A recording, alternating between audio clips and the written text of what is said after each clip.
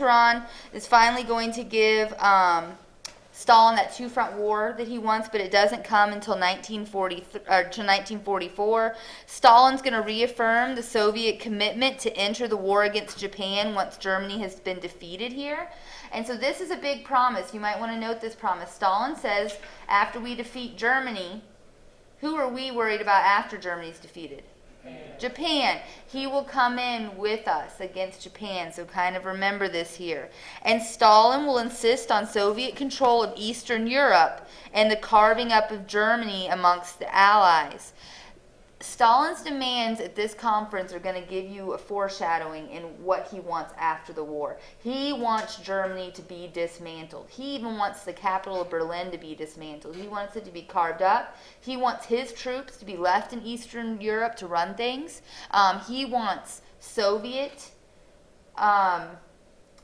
influence. He wants Soviet influence to be in all of Eastern Europe, while Churchill is going to demand free governments in Eastern Europe and a strong Germany after the war. So we start to see this disagreement. Do you think the United States is going to think more along the lines of Churchill or more along the lines of Stalin? Churchill. Okay, so we're going to start to see a divide in what we want the world to look like after World War II. Next we get Roosevelt, at this time trying to act as a mediator, although you guys, being the bright cookies that you are, already know kind of who he'll be leaning towards. But he tries to mediate this to achieve a post-world peace within the construct of the United Nations. And so this is where we get the United Nations. It's going to replace that league, which really had not done much that we saw. They really didn't do anything to protect collective security. So then we get the Yalta Conference of 1945. Our big three are going to meet again. So look how old FDR is getting here. I mean, yeah. So we have our big three meets again, though. Stalin is going to agree to enter the Pacific War within 3 months after Germany surrendered. So there again is that promise to enter the war on our side against Japan. Stalin is also going to agree to a declaration of liberated Europe when called for free elections. So he is going to promise some free elections here. So keep that in mind. The Yalta Conference is going to call for United Nations to meet in the United States beginning in April 1945. And it's going to say that the Soviets will have 3 votes in the General Assembly, and then the United States, Britain, the USSR, France, and China to be permanent members of the Security Council. And so they will always have the veto power. Like today, they still have the power to overrule these top nations. But there are still allowed to be those votes. Like, so the Soviet votes would have been, allowed to try not get things passed. But our great powers have the veto power. And so they still control things like, is this a no-fly zone? Like, do you have permission to fly over? And then they have, the veto right there. It's also at this conference that they're going to decide, mainly because this is what Stalin wants, after the war, to divide Germany up into occupied zones, and a coalition government of communist and non-communist was agreed to for Poland. The USSR would be allowed to keep its 1939 territory, and FDR is going to accept Soviet control of Outer Mongolia, the Kuril Islands, the southern half of the Saskatchewan Island, Port Arthur, and partial operation of the Manchurian Railroad. And so we're going to see that they're going to give in a little bit to Stalin right now, trying to get along. Some of these things are going to come back to haunt us. So the Potsdam Conference, which is the last one on the right over here, July 1945, we're going to see that Stalin, our new United States President Harry Truman, and the British Prime Minister Clement Attlee, so you remember that Churchill did not win the election, for prime minister. So we have a new prime minister, and they're going to issue an ultimatum to Japan. This is coming at the very end of the Pacific War in World War II, for unconditional surrender, or it would face utter devastation. It is actually at this conference that someone leans in to Truman's ear and says, "We have this new weapon we've been testing, the atomic bomb." And he finds out about this, say we don't let anybody else know that we have this weapon, and so he sends a message to Japan and says, we are going to rain down fire upon, and so but nobody knows what that means. They're like, okay, like what? You've been attacking us by boat and by ground, whatever. And so nobody knows what this means. They don't surrender. And so we're going to see that during this conference, Truman will order the dropping of the atomic bombs on Japan. And so we're going to have two of them drop. The first one, Fat Man. The second one called Little Boy. So we drop the first one, they don't surrender. We drop a second one, and they're like, okay, and surrender. And this is going to end the war in the Pacific here. Stalin is going to reverse his position. So now what's happened? Who's defeated? Japan. What has Stalin agreed to do? Attack Japan on our, to come in on our side. So then Stalin reverses his position on Eastern Europeans, stating that there will be no free elections as well. Okay, so he's going to take back that. And approvals are going to be given at this conference for post-war trials. Who do you think is going to be on trial? Okay, the Germans for what? For war crimes. For war crimes. Very good. And so we're going to start to see approvals given to the concept of war crime trials. Like these acts against humanity, this is like a new term. This is a new kind of trial, and this comes out of World War II. Yes? I was going to say that a lot of the top Nazi officials, though, just in Brazil, or they actually swallowed cyanide pills Yeah. after the Nuremberg trials. Oh, yeah. Once the Nuremberg trials are approved, a lot of officials won't, but they also have a really good defense because this is a new concept. They're going to say, as a youth, I was forced to give an oath to Hitler, to the Hitler Youth. I was just following orders. That was what it was expected of you when you were under command at this time in the military. Okay. So we're going to see that this becomes an issue, and this is the first time we've ever really tried to. And then there are a lot of other things involved with the Nuremberg trials too, because you could read back at the very beginning of World War I when those first concentration camps were built. There was like a blurb about it in the New York Times, and it's like on page 12. We knew. I mean, so then how involved does war crime go? If you knew and were doing nothing, we sent boats and boats of Jews away, and didn't let them into the country during the Holocaust, because we were like, well, I don't want to get any of that. Like, they say that you're a problem over there, So while some were able to escape in that early part, a lot are going to have to go back and then be lost in the Holocaust. Okay, so speaking of loss, our results of the war, this is just very quickly, human loss is about 55 million dead, including missing, 22 million alone from the USSR. The Holocaust, as you remember, resulted in the deaths of 6 million Jews and 6 million others. Millions are going to be left homeless or relocate. Much of Europe lays in ruins, like literally. We have been bombing the crap out of it for how long now? Like pretty much you can count just World War I into this. We're also going to see that women, however, are going to begin to get to play a larger role because of stepping up during World War I and World War II and gain more rights after the war. And the most pertinent part of our conversation today, the United States and Soviet Union are going to emerge as the two dominant powers in the post-war world for the next 50 years, which is what we're going to cover today. And it's because of these conferences and differences and not follow-throughs that we're going to see what is called the Cold War. Yes, ma'am? There's also the lost generation in Europe, which was the children born during the World War II period, because I remember reading one article that it was a Jewish rabbi that came to the remains of a village, and he broke down and he gave a 6-year-old after crying, and he said, I'm crying for all the dead. Little boy said, don't cry for the dead, they're dead. Yeah, I mean, we're going to see that it definitely, I'm going to get to a part with children today when the West starts to come back over into Europe, that they really are. Like we can't even imagine what they were living in or living without.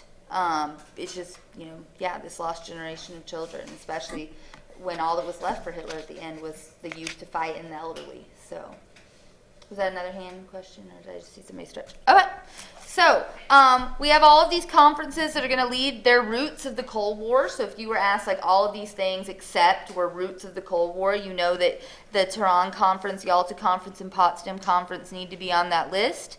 And so this leads us into our differing worldviews.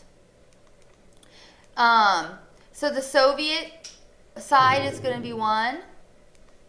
and then the U.S. and Western democracies is going to be the other. Okay, so we're going to have, and I'll click through these in just a second, but we're on part B here. Democracies have been traditionally hostile towards communism in the USSR. I mean, we kind of like to toe around the issue, like why do they think we don't like them? If you remember, pretty much from the birth of communism in Russia, we had tried to kind of what they would call strangle it in its crib. We came in with that Archangel expedition and sided with the whites during the Bolshevik Revolution, and they're never going to forget that. The U.S. and Britain did not open a Western front in Europe early enough for Stalin. He would say, you're letting all of my people die, which I don't really know why Stalin was too concerned about that, because he killed millions of his own people. But, yeah, but, but he's concerned about the troops, so I guess those are the people that he is concerned about. And so they are holding that against us while they're fighting the brunt of the Nazis. The U.S. and Britain were supposed to be friends with the Soviet Union. Never told them about this cool thing called the atomic bomb. Total surprise to them when it falls on Japan too. So you think that's something that they would know. So they think that, you know, that is like a slap in their face that they don't know. The U.S. had terminated the Lend-Lease to Moscow. So remember, the United States had started Lend-Leasing even when we were neutral, and had been giving money. They stopped doing it for the Soviet Union, but they continued to give money to the British. And so I don't know who started or threw the first, you know, slap of the Cold War. You know, the United States definitely drew a line between communism and diplomacy.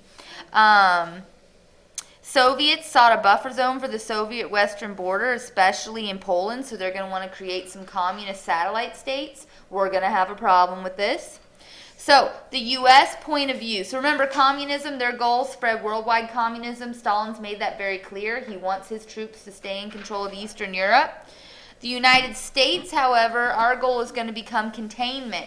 We're like, oh, okay, Soviet Union, we were friends with you. We had each other's back for a little bit, but we don't agree with this communism thing. But it's okay if you're communist. We just don't want it to spread, okay? We don't want it to get out and, like, touch anybody else. Just keep it where it is, and it's going to be okay. And so the United States is going to be like, Stalin, I'm not so okay with you wanting to create all these spheres of communism. Stalin is going to break his pledge at Yalta and refuse to allow reunification of Germany. So he shows us that he wants communism to spread, and he's not going to keep his word. Winston Churchill is going to give a famous speech, and these are what we're going to talk about right here. As we continue on, the methodologies, espionage, the arms race, and ideological competition. So that's just the order of the next part. And then NATO versus the Warsaw Pact is in the middle here. So Winston Churchill is going to give his famous speech in which he is going to give the term the Iron Curtain. It's a speech in 1946. So remember, Churchill is not the prime minister anymore. He lost that election. Attlee is the prime minister. Bless you. But Churchill had been involved in all this World War II stuff. He'd been a big critic of Stalin's. So he comes to a college. I wonder if I can remember where that college is. What? He came here to Missouri? Yeah, to Missouri. Yeah, very much. Not Mizzou, Fulton. Yeah. So he comes to this. You know why? Side note, tangent. This won't be on the AP exam, but I take sign language, and so whiskey is a sign, and it's the same sign except for a little further for Fulton. And you'd be like, why for Fulton? W. And it's because Churchill was quite a drinker, and this is during, you know, after kind of prohibitionist time period, and he, there was big rum running under, or whiskey running under, yeah. And, so, and that's a bit. What? Missouri School for the Deaf. Yeah, and so it's just ironic to me because actually the person I was talking to is from Fulton, and I was like, your sign is different then, and he's like, because if you sign with people, like in the South, they sign really fast, and the East, they sign really slow, and there's different signs because it's just like slang. And I was like, what are you trying to say? And I was like, finger spell it, and then he finger spelled Fulton, and I was like, oh, and then gave me the whole story. And so, anyway, so interesting point. And so what's Churchill? I lost my point. I promise not too many tangents today. He's going to say, from Stettin in the Balkans to Trieste in the Adriatic, an iron curtain has descended across the continent. Behind that line lies the ancient capitals of Central and Eastern Europe. So he is going to define this. So you really think of a curtain usually something that can blow in the wind, but not an iron curtain. And so he's going to say Eastern Europe is this iron curtain, and it needs to hold back communism to prevent it from crossing over into Western Europe. Okay? And so he's going to say, it's not so much that I think the communists want to fight. He doesn't really think they want to fight. We just got out of this horrible war. But he's like, but we need to be really focused on how we keep democracy alive. Because he's going to say, if we don't come into Europe and help it get better, where does communism thrive? What kind of state? Yeah, poor countries. Those that are like desperate. Those that want someone to step up and tell them everything's going to be okay. And so we're going to have some decisions to make here. So this brings us to the partition of Germany. So remember, that was one of the things that they talked about in the conference, is what's going to happen to Germany after. So the USSR, United States, Britain, and France each occupied a part of Germany, and theoretically would allow for German reunification once she was no longer a threat. So remember, we're like, it's okay, Germany can be whole again, we just need to make sure she's not a threat. Because what happened the last time we let them, get their land back? Then all of this went down. Germany was to pay heavy reparations again to the USSR in the form of agricultural and industrial goods, and the Soviets demanded that their Eastern German zone, because they did not want to, USSR here, you can just put a note, they don't want Germany to recover ever.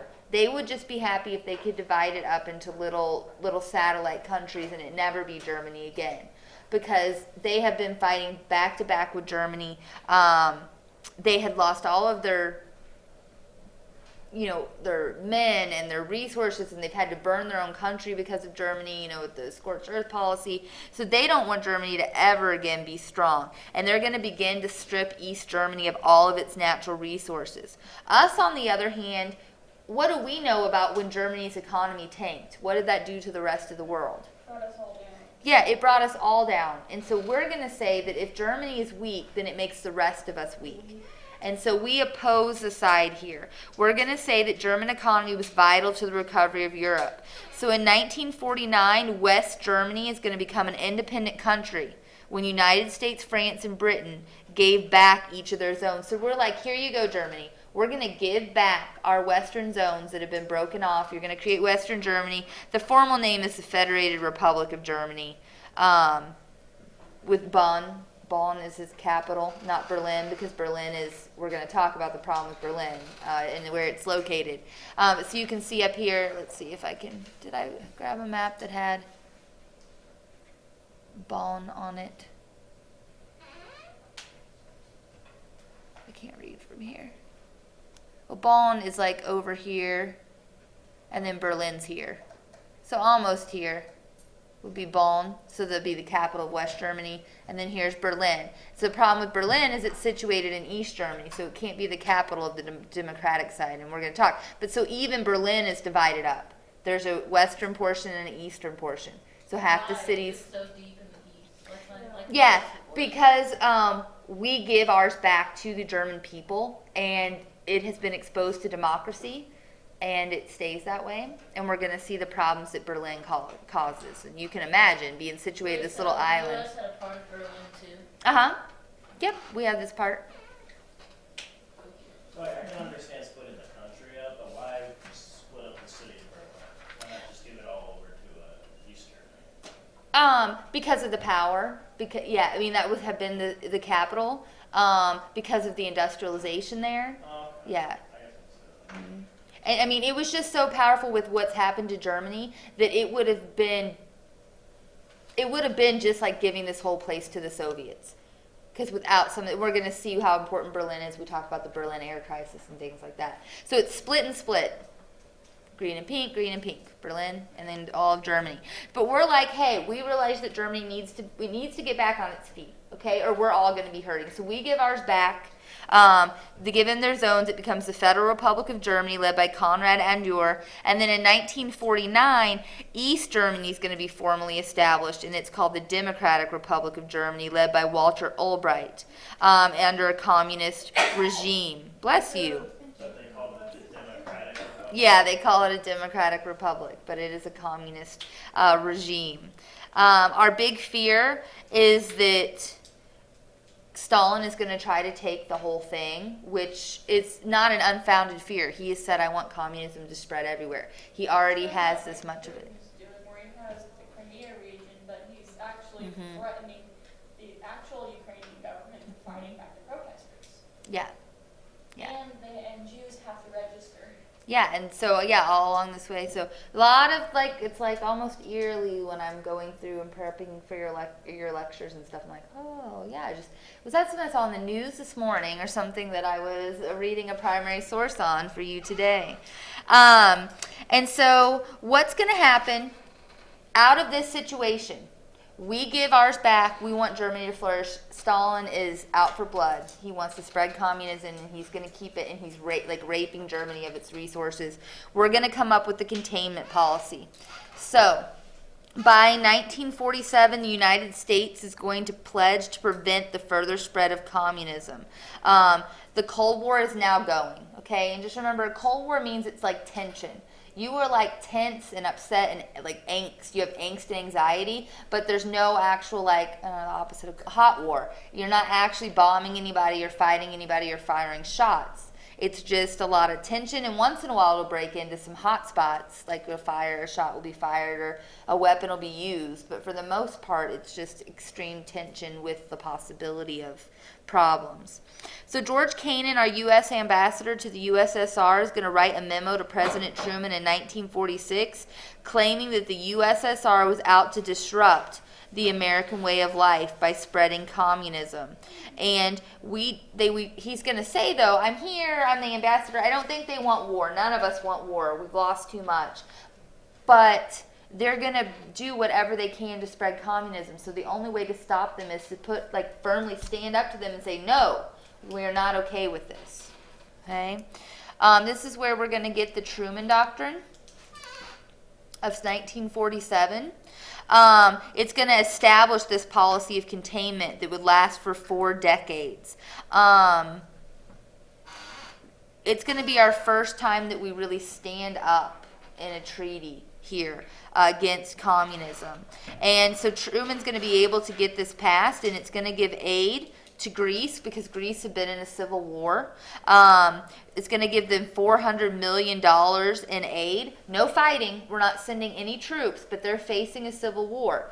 They're facing a civil war between being diplomacy or democracy and communism. And so we are going to stand up to prevent the spread. We're trying to contain communism. $400 million, but no fighting. AIDS economy, so we don't just send it for supplies. We're also going to put a bunch of money into their economy, because where does communism start? Yeah, in poor countries. So if you make their economy strong, then there will not be a chance for communism to spread. U.S. pledged it would help any country financially that was struggling to defeat communism. So this is pretty important. We've put in words that we will not allow Stalin or the USSR to spread communism. Is that an official document? Does it just have a nickname, like the Truman Doctrine? Was it No, it was an official, yes. What was it called? The Truman Doctrine. Yeah, he takes it. It's because of the report he gets back from the ambassador. Okay. Yes. Mm-hmm. After this, we're going to get, let's see, that goes really slow. So here's the actual wording here in the italics. The U.S. should support free peoples throughout the world who are resisting takeovers by armed minorities or outside pressures. We must assist free peoples to work out their own destinies in their own way. Okay, and so to do this, we give $400 million in aid. Next comes the Marshall Plan of 1948. The U.S. is going to send massive financial aid package of 13, I think it says 13 in yours, it's $13.5 billion to help war-torn Europe. Because we believe that if their economy is strong, our economy will be strong. Okay? The purpose is also, though, on the on another side to prevent communism from spreading. Hey, I mean, if you were like the friendly Democratic person, it's like, hey, here's $13 billion. And then there's the USSR with the, hey, we're going to take all your resources and take your, which one are you going to go run towards with open arms? The free money. Yeah, the free, like, hey, here, and then you determine yourself, your will. But, you know, we're kind of selfish about it, too. A lot of students are like, oh, aren't we, like, the greatest country in the world? I'm not saying we're not. I think we're pretty terrific. I happen to stay here for a reason. But on the other side of it, we're also promoting our own economy. If they have money now to spend, where are they going to buy goods and materials? Well, and people who are nice. America. Yeah, for America, because we had the luxury to be making a lot of luxury goods while people in Europe have been going without anything. And so it's also going to improve our economy. So not saying we're not great, just saying there was a little bit in it for us too. The result, Western and Central Europe are going to recover economically. This, if you saw on the AP Euro exam, is called the economic miracle. Or if you saw in an FRQ or DVQ that said, please explain the economic miracle. Or how have I seen them use it? Oh, compare and contrast the economic miracle's influence on Western Europe versus Eastern Europe. Definitely seen that as probabilities here. Let's see. So, this is why. The Soviet Union, if you looked at, I put the little political cartoon there. Yeah. Okay, Stalin playing basketball. So, Stalin is going to block this aid. It's going to come into Western Europe, but he's going to block it from Eastern Europe. And he is not going to allow aid to the countries that he has his troops in Eastern Europe because he doesn't want the democracy that comes with it. He saw the Marshall Plan as an economic and political power play by the United States. Okay, and we'll come back to this in just a little bit. So George Marshall, Secretary of State, the U.S. should provide aid to all European nations that need it. I forgot to mention this. This is why I underlined all. He offers it to the Soviet Union too, and they turn it down and block it from the other countries. Rude. Yeah. Well, yeah. U.S. aid to Western Europe. Okay, but rejected by Eastern Europe and blocked by Stalin. Okay, this is where we get to some problems that I foreshadowed, the Berlin blockade and airlift. So what happens? What part, if we're sending all of this money to any western part, that includes the western part of Germany, but also the western part of what?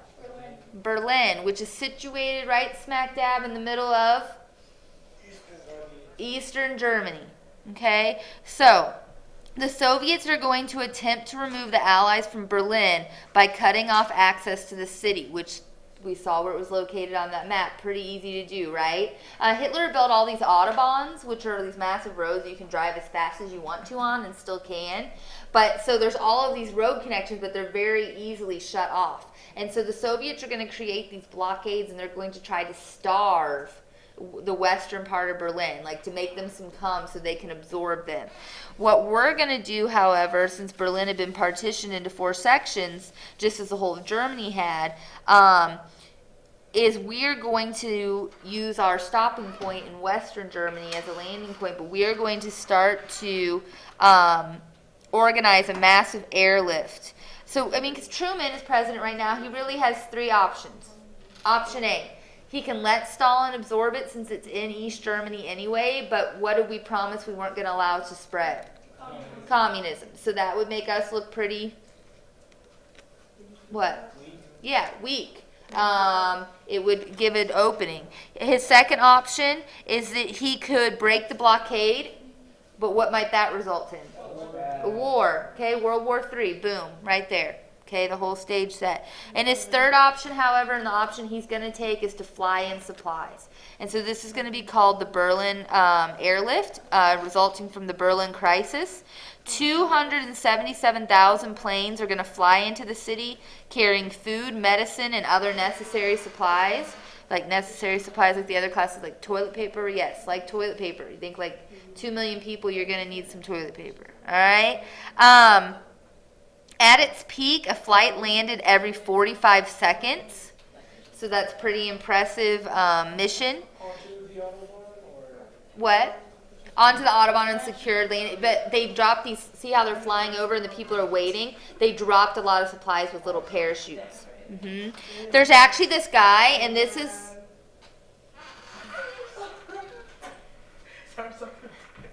There's actually this guy, and he is called the Candy Bomber. And how he gets his name is he has been flying over, and he has some candy in his pocket, and he notices the kids who've been so deprived, like we said, like the lost youth of Germany, so deprived of anything like that, no luxuries. I mean, they're lucky to have food. They're trying to be starved out, and the kids like even take the rat and they're just like smelling it, like they can't get enough of the smell of it. They've never seen. And so he's like, this is just so like sad. These children would want so much or have so little to not know these joys in life, and so he starts dropping candy out of the plane to the children, and he gets the nickname Candy Bomber. And so it's not like, you know, like those evil people at parades that like purposely try to hurl the candy at your face. Yeah, not like that. There's little parachutes, and it actually drops the candy down. Very happy moments. Yes. Yeah, the story that I heard behind that is that he'd seen this one kid after he had given all the rest of his parachutes down. So he just, and he had, I don't know if he landed the plane or how they were able to get to her, but he gave her a piece of candy, and she had a little brother with her, and she split the candy and gave some of it to her little brother. And then he just kept coming back, giving her more and more candy until some other kids saw him, and then they distributed the candy with all the wrappers, and then that's when he decided to just start stopping boxes. Yeah, it became like, you know, these children's, greatest thing ever. And so what they're going to say at this time is then like milk becomes our weapon of democracy. Like milk, or you could say candy, but these people start to see, I mean, we had just fought them in a war. We were just killing each other. And now they're like, oh my gosh, like these people are bringing us food, and they gave us $13 billion, and they're dropping candy for the kids. So, milk becomes our best tool of democracy, is a quote from here. After 11 months, the Soviets, or I think 11 months, 327 days, the Soviets agreed to lift the blockade in 1949. Okay, so it's unsuccessful. Didn't work for them. This is where we're going to also come upon the North Atlantic Treaty Organization, or NATO, of 1949. It is founded in response to the Berlin crisis. We're like, okay, this stuff is getting a little bit too close to where we were. And so it's going to be a collective security organization and consist of the democracies in Europe, United States, and Canada to prevent against Soviet expansion in Europe. Yes? Do you know how many trade embargoes are currently against Russia right now? I don't know the exact number, no. I heard that they're not even letting Russian tourists into other countries. Wouldn't surprise me. I mean, I'm pretty sure there's a lot. I don't know the exact number. That's a good question. I'll probably look that up later. Where was I? Number 2, you probably want to circle democracies here, because it's just a member of democracies to prevent against Soviet expansion in Europe. If any of the 12 member nations were attacked by the Soviets, the other nations would have to come to its defense. So that's kind of the protocol here. You see very quickly what we're doing after World War II is all of the things that didn't work from World War I. Like we didn't have a collective security that worked. We didn't try to stop the invasions of other. They're very quickly trying to say, okay, let's try to get this in order. In response to West Germany joining NATO in 1954, the Soviet Union formed what is known as the Warsaw Pact. And this is just because they're like, oh, you're going to have your little group of democracies, we're going to have our group of communists. It's called the Warsaw Pact in 1955. I'm jumping a little bit ahead because we're going through like the policies, but actually there will be a guy named Khrushchev in charge at this time because Stalin will have already died. But we'll get to him when we talk about Khrushchev's years. Yeah, no, sorry, I didn't mean to spoiler alert you. It's not even like a grand death either. Like, it's not a cool story. Like, there's no Mussolini hanging out upside down outside a gas station with his mistress. We will get a guy and his wife shot down today, though. There's footage of that you can see. So, anyway, they felt threatened. They formed the Warsaw Pact. Here are the countries that are involved. NATO exists today. I think the only time that NATO has ever been used, it's ever been enacted, I don't think it's even been enforced recently with all of this going on. NATO at 9/11 is the only time that it's been like, I don't know if there's like a bat symbol for NATO, but the only time it's been enacted is when it was called Provision 5, when we said we're going to go into Afghanistan. The other nations joined with us because of the attack of 9/11. I do not know if there are some secret NATO-ish meetings going on now. Wait, Because doesn't it say only if you're attacked by the USSR? But has that just been revised again? If you get attacked for real. yeah, for real. Yeah, I saw it's Kyler's hand first, then Nicole. Oh, I thought that was the French guy. The Gulf War, like, NATO, or this like United Nations. No. I don't see power, like, Nope, I know the Russians have. not there. Nope. Just 9/11. I think it says attack on American soil on one of the countries in the Middle East. There was many more countries that. Yeah, I know, it's surprising. That's why I mentioned it. It's a surprising fact, right? That and it's all of its creation. Yes, ma'am. NATO was revised to not include the Soviet Union after it was dissolved, but they kept it because it's split in half. And then after the 9/11 attacks, Great Britain, I think it was the National Choir, actually sang the American national anthem. Yeah, very good. So I think I finished with NATO, that section. Oh, there's the Warsaw Pact. So here, you wanted to look at verses. So here is NATO, 1952 Greece and Turkey, 1955 West Germany, 1983 Spain. We don't get to talk about Spain very much.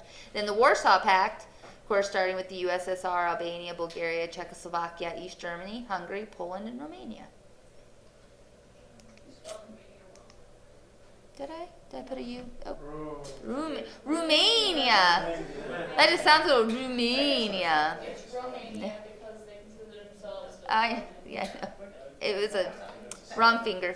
All right. Okay, so we are going to see very quickly that our little containment thing, I don't want to call it little, I mean, it was a good policy. I mean, it had some foundation to it, but containment, we're going to see it not work really quickly here, but I don't think you can call it our fault because these things were already going on. So in 1941, communists in China led by Mao Zedong, or I've heard it all different ways. It depends on the pronunciation of Chinese that you use. And my partner teacher went to China 5 years ago. The teacher I went to Japan with went to China last year, and the dialect, it just depends on who's, so there you go. They're going to have a Chinese revolution. So they've been fighting a little bit before World War I or World War II. Then the war happens, things are going to calm down a little bit, and then after the war, they're going to kind of come back to this civil war. We're going to see that Zedong almost lost this civil war, but he's going to accomplish what is known as the Long March. And then he's going to be like being hunted by all of these people, and then something happens that we've talked about earlier. Japan is going to come into Manchuria and Nanking, and so the Chinese stop their fighting, inner fighting, to deal with the Japanese, and then he's going to be able to take over. Okay, this is going to establish the People's Republic of China, or what is known as Red China, because of their association to communism. Yes.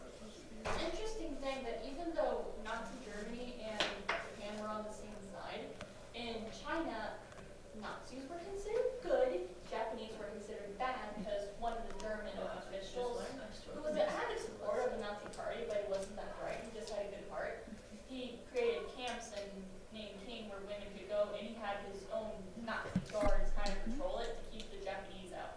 Yeah, it was definitely an ethnicity thing. They were definitely more worried about the Japanese than they were the Communist Party taking over in China. So, going to try to move quickly, though, through today so you don't have as much homework this weekend and can do your practice test. So this was a terrible blow, like I prefaced this with, a terrible blow to the United States policy of containment because the world's most populous country was now communist. So people are going to look at Germany like, this is like a criticism, like you just said, we're going to contain. I don't know that it's really the fault of the containment policy, though. Like I said, this had been going on prior to World War II. Okay. So 1949, Soviets are going to successfully test an atomic bomb. So if they were a little worried about contain, yes, How do you like test it? Like where do you oh, go? like the desert, the ocean. Yeah, we were testing ours in New Russia? Mexico. Yeah. Oh yeah, they have way more places. We had ours out in New Mexico. Then there'll be ocean testings. We're going to see that during this unit, because of all of this testing, we actually start to get worried about the environment, and we're going to do some treaties or bans because we're like, oh, maybe it's not a good idea to let all of this radiation off all the time in our arms race. This is an interesting story about that. But, It- New Mexico, they were filming a movie. It was something about. Is there a movie about- Nicole, I would like, can we add to Edmodo so that we don't have as much homework this weekend for? Oh, what? Oh no, it's not that. It's just, I love the stories, but to push through so I can answer big questions. If you could post it, I love the enrichment. That'd be awesome. So Soviets. So we don't know that they have it. So they start testing it, and we're like, whoa. Because remember, we didn't tell them about it. I guess we shouldn't be surprised. But this also brings up another red flag, and using red, kind of as a yeah, dun dun dun. Because we're like, how could they get it if we're the only ones that knew? So that means there's what? Spies. And this starts the Red Scare in America, or espionage. Okay? That's what some History Channel ish about this was crazy. Yeah, it's a crazy time period. You're pretty much like looking at anybody, like, so if I was like, Nicole talks a lot about communism, she must know somebody that's communist, or that guy's and then all these people, it's a huge scare. But it's because we know the only way they could have gotten this information was through a spy. Or Okay? is that just America being cocky? I don't really think so at this time period. By as long as it took to 1949, I think if the technology had been there for them to take what we'd had, I think it's definitely leaked. I think that that's a good assumption there. And we're going to see that it's not just them. We are going to get caught spying as well here in just a little bit. But what's going on in 1950 to 1953? So right now, if you can't tell the theme I'm on, I'm trailing how communism is still able to kind of take over, even though we said we're not going to allow it, and what problems that's going to cause. Okay, so the Korean War, 1950 to 1953. After World War II, Korea is going to be divided at the 38th parallel. The North will be communist, while the South is not. Japan had taken Korea during World War II. So the Soviet Union is going to try to free North Korea, and we're going to come in and try to do the same in the South. Okay, so here we are again, kind of reminiscent of what we just gone through in Berlin, right? So we take one side, they take the other. North Korea, supported by the Soviets, is going to invade South Korea. They're going to shout, "We should be united." And here we start to go, oh crap, communism is spreading again. The United Nations, then led by the U.S. military and General Douglas MacArthur, who was not in the U.S., he had been in Japan since the end of the war, so he's close. And he's also a great general. I'm not saying he just got to go because he's like, tag, you're the closest to, he's a really good general, and he's sent to push back the communists. The UN Security Council was able to vote, because remember, the UN, you have to have that vote, was to vote for military action against North Korea, since the Soviets were boycotting the UN in protest of the United States' refusal to allow the People's Republic of China into the UN. So they're boycotting it, they're not there to vote. And so we're going to see we're able to get this passed. General MacArthur's going to go in, and at first he's successful. He's going to be able to push back across this 38th parallel communism. But then there's a decision made to go all the way in. And right at the top here, this is where China, so imagine China's right here, there's this river called the Yulu River, and he is told by the president, do not go near that river. Like, we do not need to be messing with China. Okay, we don't want to do that right now. They've just gone communist. He does not listen, and he's going to push too far, and some of the troops are going to cross over to, rather inadvertently or just because they were that close, into China. And China then in reaction is like, oh no, you didn't. And they're going to send tons of troops, about I don't know the exact hundreds of thousands of troops to push back UN forces in North Korea.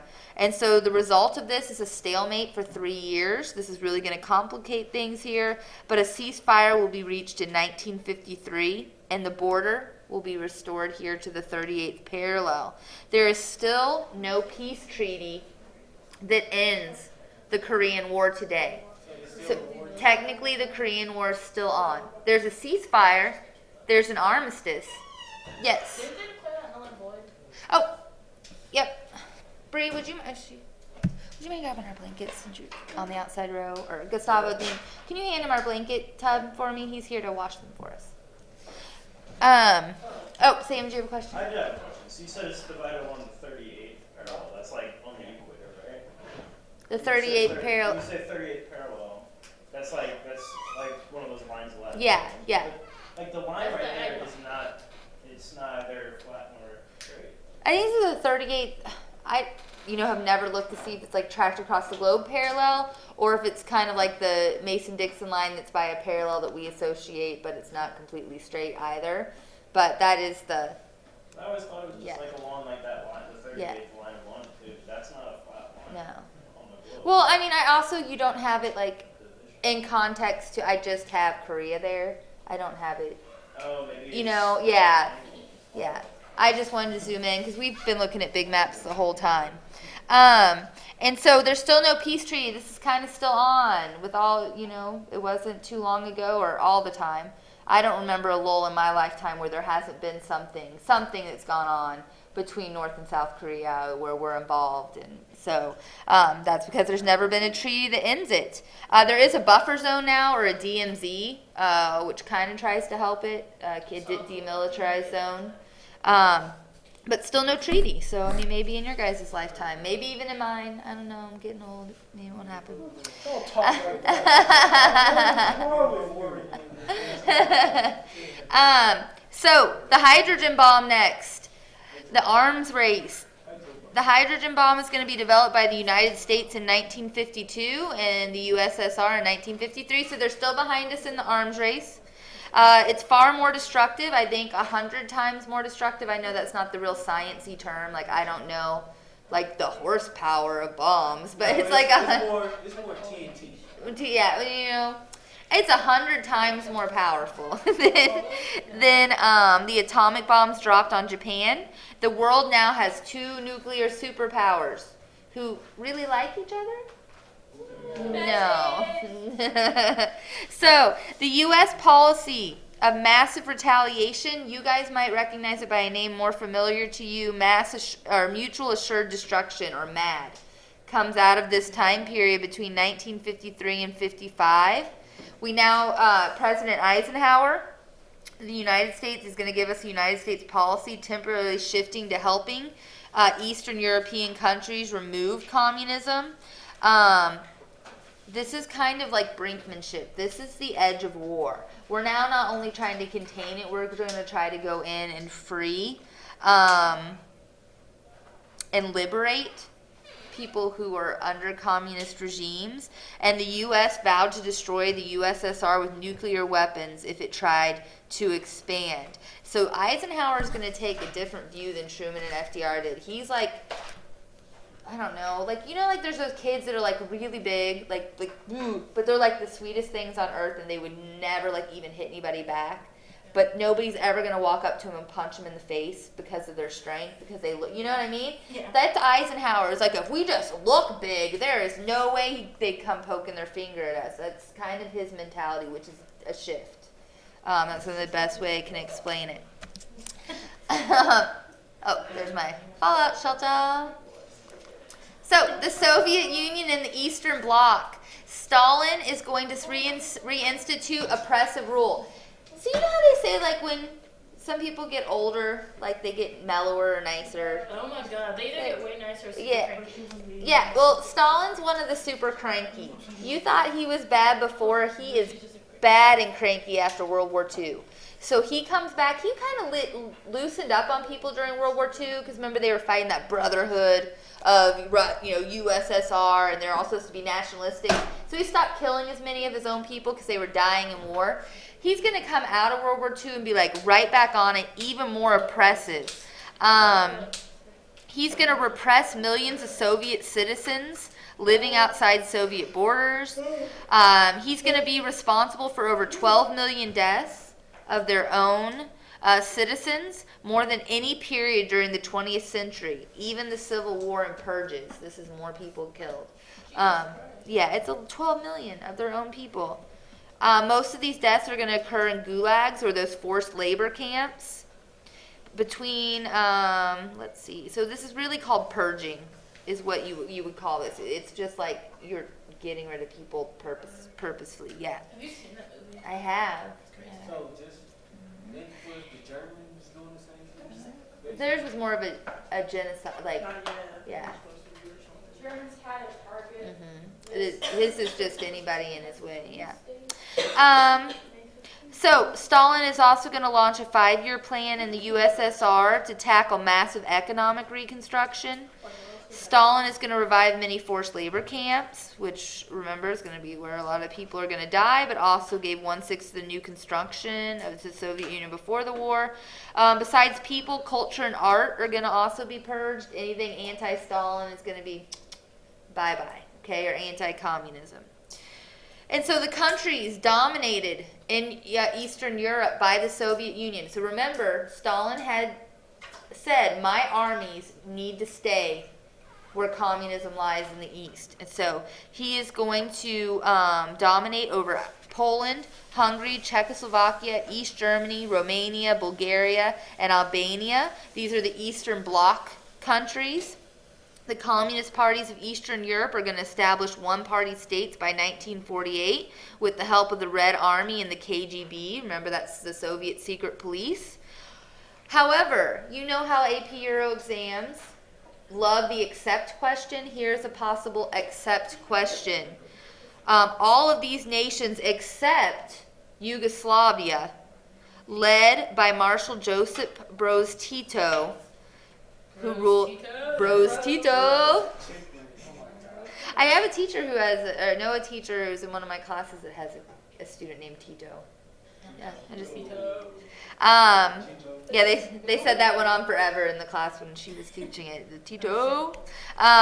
So was not dominated by Soviets. So this is a really great random AP Euro question of all of these countries that I'm circling here, except Yugoslavia. Had freed it. It was not dominated by the Soviets. Why? They had freed themselves from the Nazis. They didn't need no Soviet help, so they didn't owe them anything. Okay, they didn't have their troops really like in there they had been there to defeat the Nazis. They'd done it themselves. Yes.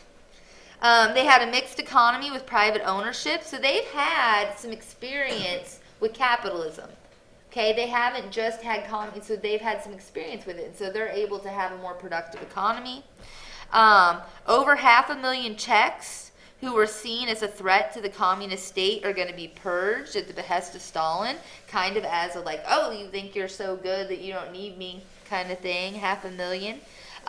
200,000 will be arrested in Hungary, 180,000 in Romania, and 80,000 in Albania. And an uprising in East Germany in 1953 will be crushed by Soviet troops. So if we thought Stalin was going to get all mushy in his old age, he did not. He comes back after World War II with a vengeance. Post-war economy, recovery in Eastern Europe proceeded along Soviet lines. Remember, what I mean by Soviet lines is by Soviet rules. Stalin had blocked all of that money coming in, and so it's by his rules that you recover. So it's going to be slow and uneven. Where this is so weird because if you have 1 foot in Western Europe and 1 foot in Eastern Europe at this time, you're like looking to the west, and these people have like luxuries, and the buildings are being built back up, and everything looks new. And then to the east you turn, and it's just rubble and bullet holes in buildings, and people barely have what they need. Okay, so this is going to be a huge divide here. Is there like the Great Migration too? Yes, it's called voting with your feet. I am out of here. Yeah, and we're going to see how he tries to stop that too. Yeah. However, so here's another exception question. I'm drawing your attention to it because the AP Euro exam loves all of these except. I know, I was never reading it. I know, and it's like they do it all the time. So all of these nations except Czechoslovakia. Czechoslovakia is the economic exception in Eastern Europe. It was well industrialized, it had a strong middle class, it had an industrial working class, experience with political democracy between the wars. During the dualist period, you will not hear these rulers' names again. And Czechoslovakia is important right here because it's the economic exception. In response to the Marshall Plan in 1947, Stalin is going to replace the government in 1948 with a one-party communist rule to prevent the nation from courting the West. So when we're like, we're going to stop communism, he's like, well, man, I don't want you to run over to them and be their friend then. And so he's going to replace the government in Czechoslovakia with a one-party communist rule because they're very close. They could have gone west in a minute, and he doesn't want to lose them as communist, okay? So here's where Stalin dies. 1953, we're going to be done with Stalin. He got all his mean out of him. You think people are just so mean that they just like burn out? Like 53, poof. You were so mean, you just like burn out. Good. Wait, how does Stalin die though? Oh yeah. So here's one of my little things. It's not be on the AP Euro exam probably, but I'll tell you really, really quick. So he goes up, he goes to bed. He doesn't come down the next morning. From what we can figure out, we think he had a stroke. But if you're Stalin, and especially because you're cranky pants, nobody goes up to find him till the next evening because you do not wake Stalin unless he is awake. So finally they go to find him the next evening. It's to say that he was like not responsive, couldn't do anything for himself, but was not dead.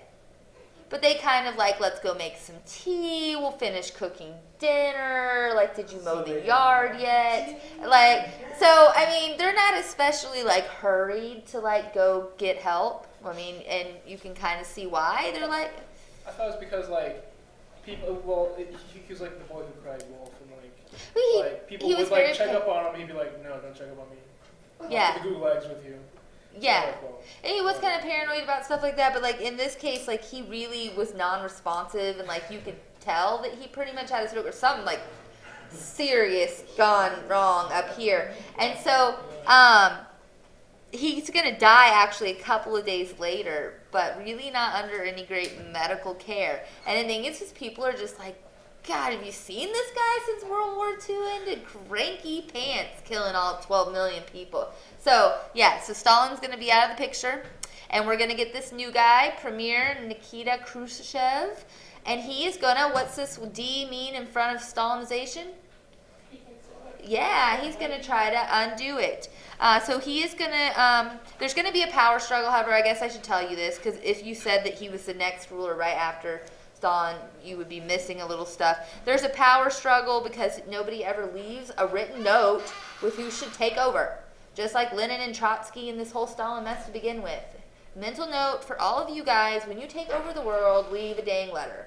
How many problems have we had in Alexander the Great? I know I'm dying of malaria, but I'm going to try to say it with my last breath. Who should take over? Like, come on. Like, this just drives me nuts. All right. Nobody wants to die. I guess, yeah, or you don't want to think that anybody could take your place. Is that what it is? You know, those people are like, nobody can ever do my job like me. Yeah, maybe, I don't know. Like, not stopping for directions, I don't know.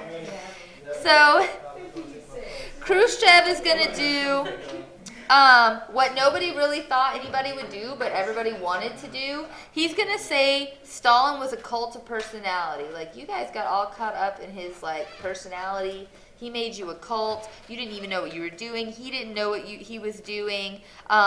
He definitely didn't follow communism to a T like it should have been after Lenin. And he's going to use that widespread fear and hatred of Stalin's political power to result in a reduction of power, secret police, and gradual closure of the gulags. So he's going to try to like de-Stalinize, take away some of these things. He realized that agriculture was in bad shape and there were shortages of consumer goods. And that people weren't working very hard because of living conditions. And so then under Khrushchev, we're going to get the 20th Party Congress in 1956, and he takes a startling, because I mean, everyone knew that people weren't that happy with Stalin, But like he goes like really like boo, like against the hardline Staliners. Like he's like, I want to push against it. He is going to call a closed session of the Congress, and he is going to give probably the most influential statement in Russia since Lenin's April Theses in 1917. And he is pretty much going to condemn Stalin, like for being a criminal, for genocide, for torturing, for executions, for his failure as a communist.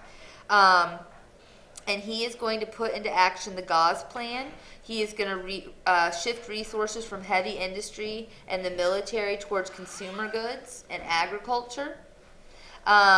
It's going to still be centralized, so the government still takes control of it, so you don't have it, but they're going to shift it. He's going to seek to prove that communism. So what he does is he says it's not that communism's bad, or it's that Stalin didn't do communism right. And he's seeking to prove to the whole world that we're not just as good as you, we're superior to you, namely the United States. So it's kind of contradictory. He's undoing all of this crazy Stalinist, but he's taking a really harsh stand against us, but then we're going to see he even doesn't do that later. Kind of a crazy guy. He begins wooing other nations to try to get them to be communist, and then he comes to this meeting between at the UN, I believe it is. It's at a UN meeting, 1956. He like is up on the podium and he like takes his shoe off, and he's standing there like beating his shoe on the thing, and he has this long quote like, if you don't like us, don't accept our invitations, and don't invite us to come see you. Whether you like it or not, history is on our side. We will bury you.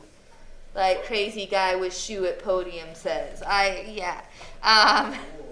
So yeah, he's taking this like anti-Stalin thing, but then he's like, but you capitalist over, I don't know. Beats a shoe. I don't know if that's the wrong hand. You can't see his shoe, but I don't know what the shoe meant. Is that some secret communist thing we need to look up? I don't know. Maybe you just get like a gavel. Yeah, I get like he didn't give me my gavel. I don't. Anyway, and so then here's this guy beating his shoe on a podium, but he's also this guy like undoing all this crazy hardline Stalin stuff. So he's also going to allow arts back in, like things that wouldn't have been allowed back in. Boris Pasternak is going to give us Dr. Zhivago in this time period, so if you enjoy that. It's a story of an intellectual who rejects the brutality of the Bolshevik Revolution and is ultimately destroyed. Alexander Solenstein is going to give us One Day in the Life of Ivan Dezhnev, portrays in grim detail life in a Stalinist gulag, and he had actually been a prisoner there. Remember when I mentioned in an earlier lecture the Gulag Archipelago? That was another book of his, like where there's so many gulags that you step from one to one to one to one because you could just like bounce across them. So this stuff would have never been allowed under Stalin. This de-Stalinization is going to result in communist reformers and the masses seeking greater liberty. So you give people an inch and they want to take a mile. Okay, they're like, oh my God, I've been under Stalin's thumb and all of a sudden I thought I was going to die every day, and you're going to give me a little bit of liberty. I want more. Okay, so we're going to start to see that Khrushchev was willing to allow different forms of socialism to occur, so long as the Communist Party remained in control. And so in Poland in March 1956, riots are going to result in the release of more than 9,000 political prisoners. This would have never happened under Stalin. Those political prisoners would not still have been alive. Then in 1956, we're going to see the Hungarian uprising. This is like a big thing. This is like, when we said like France sneezed and Europe caught a cold, the Hungarians are like the French here. They're like, but they're the fever. And the rest of Europe, the Eastern Europe's catching the fever. So students, it's a lot of young people at this time leading these things, and workers in Budapest are going to install a liberal communist reformer. Imre Nagy is his name, as a new chief in October 1956. And then Hungarian nationalists are going to stage huge demonstrations demanding non-communist parties be legalized. It turns into an armed rebellion and spread throughout the country. You can see here they're climbing up on tanks, trying to get rid of the military here.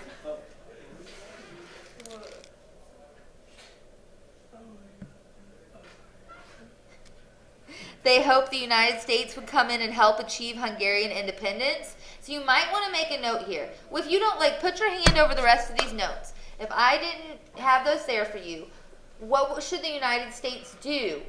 There's communists. There are people trying to rise up against communism and become democratic and asking us for help. They said they'd pay for it. Yeah, we said we'd pay for it and we'd also Send troops. send troops. We do not. We do not send, this is, so remember these kind of weaknesses we've showed on both sides across here. We do not come in and help. Soviet tanks and troops will respond by invading Hungary and crushing the National Democratic Revolution. Jeannot Kadar is going to install firm communist rule. So not only talking about communism spreading, we've just allowed it when it was a very successful revolution at the beginning. So keep in mind some of those weaknesses. After Hungarian invasion, most Eastern Europeans hoped for small,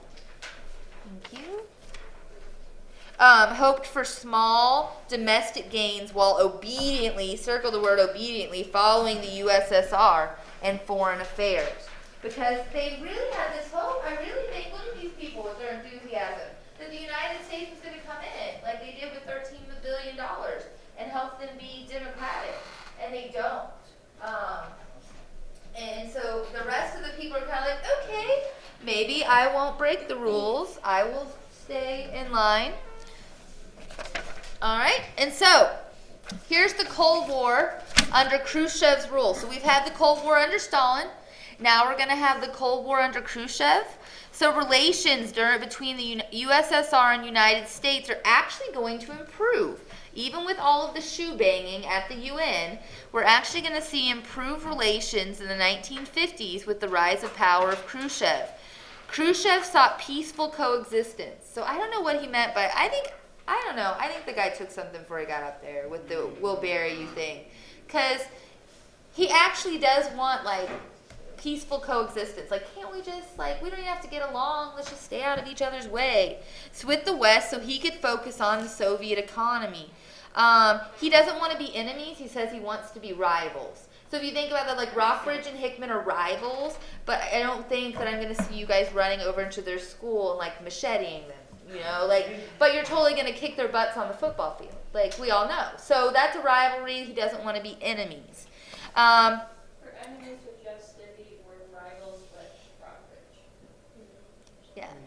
Yeah. I think with enemies there'd be more like you'd be willing, like, for blood. I don't know. Are you bloodthirsty for Jeff City? I guess I can't put words in your mouth. I don't know. Maybe I am bloodthirsty for Helias. I don't know. Maybe that's just a household rivalry. But anyway.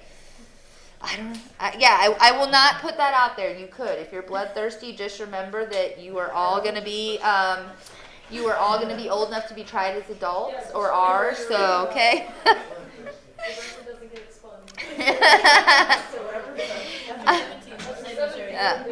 So here we get the Austrian independence. The USSR is going to agree in 1955 to real independence for a neutral Austria after 10 years. Okay, so he's kind of showing, maybe I just do want to be rivals. I don't want to fight you. They're going to give independence to Austria. And we're going to be like, whoa, that guy just did a really nice thing and we didn't even ask him to. And so some tension's going to ease off. You know, it's kind of like when you've been, like, bickering with that friend and then they suddenly, like, do something real nice, like they left something for you in your locker or on your car or something. You're like, oh, maybe I don't really hate that. Yeah. Maybe I don't really hate that nasty na-na-na or whatever. Then we get the Geneva Summit, for which my mother is named for the city. 1955 in July, the USSR is going to meet with the United States, Britain, and France to begin discussions on European security and disarmament.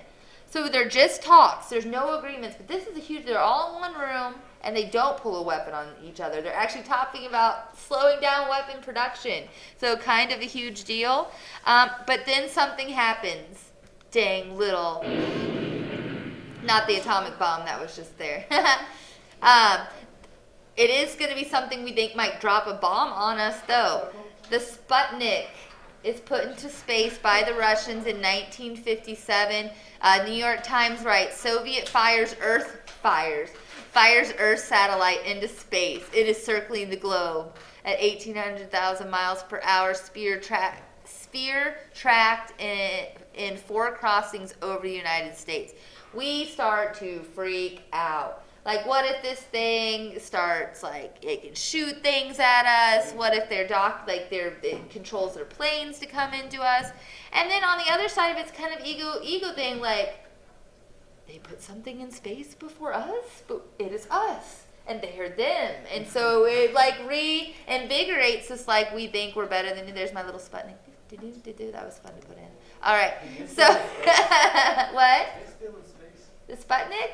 I don't know if the original Sputnik is still in space, but the other satellites have replaced it. I think it's in a museum, actually. That's something I should probably... No, I just don't... Well, they come down and they come out of orbit. And then they have space stations that repair. I mean, all the time that's astronauts go out and repair the... Not all of them do. Just like things coming back from the space shuttle. So there's our ego thing. The Russians have beaten America in space. They have the technological edge. We freak out about this. It demonstrated that they were ahead of us in space technology. So why you guys, what are the 2 subjects that your parents tell you to worry the most about in school?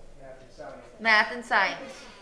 You can thank Sputnik for math and science. I'm bad at both of those, and none of my skills Yeah. are valued. This is where we start to pump massive amounts of money into math and science and education. Nothing. Yeah. Forget your art and music degrees. Yeah. Forget them. This effectively began the space race with the United States. And in 1958, the USSR's relations with the United States soured with Khrushchev's ultimatum for allies to leave Berlin. So Khrushchev, I really think this guy was on something. Shoe beating, then he says, I want to be like, not enemies, just rivals. Yeah, something's wrong. Then I don't know, maybe he put this thing in space, he's like, I am great, I don't know. So anyway, yeah, he puts an ultimatum on us that we need to leave Berlin, or he will go to war with us. However, the deadline will pass with no incident, which makes him look really weak, and it's extended indefinitely, okay? So, like, he's just like, or whenever you feel like it, leave Berlin. And this is where we get a United States spy incident.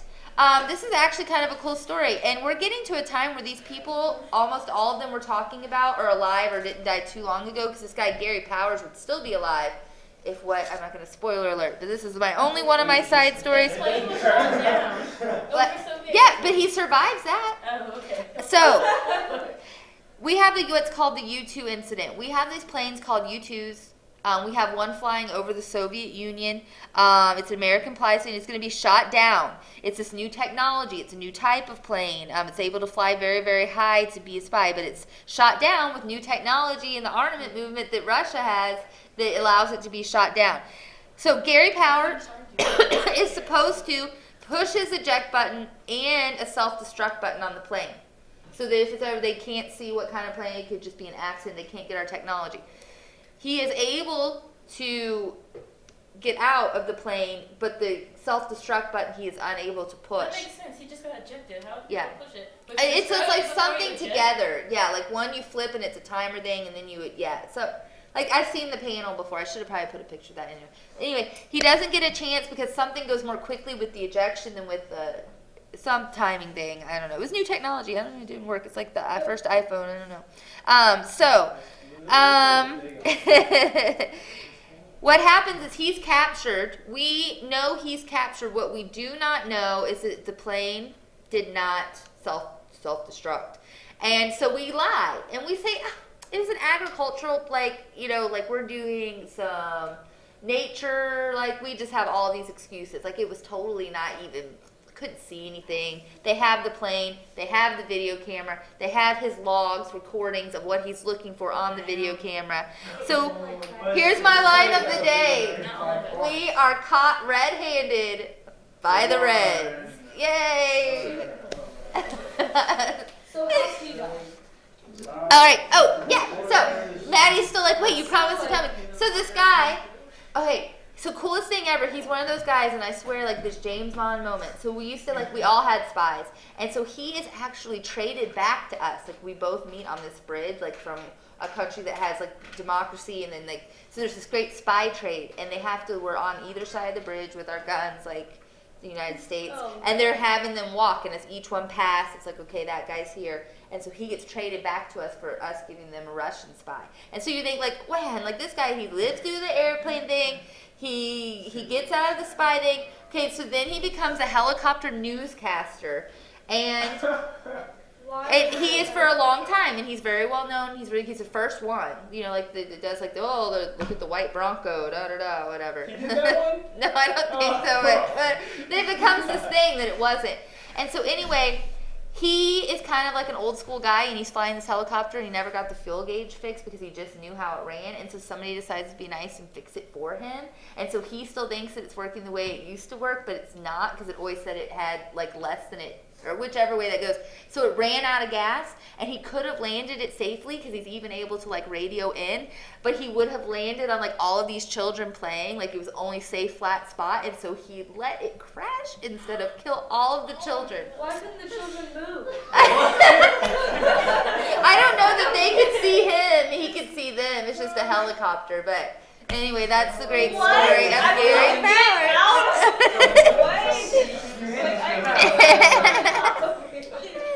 What?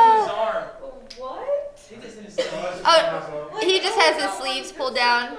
Yeah, it's really faint. Yeah. So, but point of story is we get caught red-handed by the Reds. Gary Powers, cool guy, like cool. That's a life right there. And Khrushchev demands an apology from Eisenhower. Eisenhower refuses. So we're supposed to have meet to come to all those agreements in Paris. It's canceled. Khrushchev's like, I cancel on you. You cannot, you liar, and won't apologize to me.